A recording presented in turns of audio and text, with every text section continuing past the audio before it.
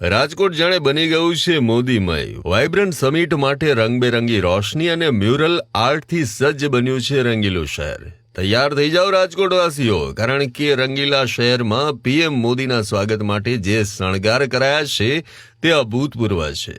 રાજકોટમાં અત્યારે દિવાળી જેવો માહોલ જોવા મળી રહ્યો છે. પીએમ મોદીના સ્વાગતને લઈ અને આ તડામાર તૈયારીઓ પૂર્ણ થઈ ગઈ છે અને આખું શહેર જાણે ઝળહળી ઉઠ્યું છે. શહેરના મુખ્ય માર્ગો પર 45 કિલોમીટર લાંબી વોલ પેઇન્ટિંગ બનાવવામાં આવી છે, જે રાજકોટની સંસ્કૃતિની ઝલક આપે છે. રસ્તાઓનું નવીનીકરણ, રંગબેરંગી લાઇટોએ શહેરની રોનક બદલી નાખી છે.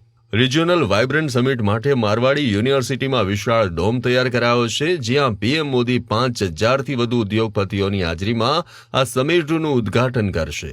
સુરક્ષા માટે કુલ 4500 પોલીસ જવાનો તૈનાત છે અને શહેરને નો ડ્રોન ઝોન જાહેર કરાયું છે.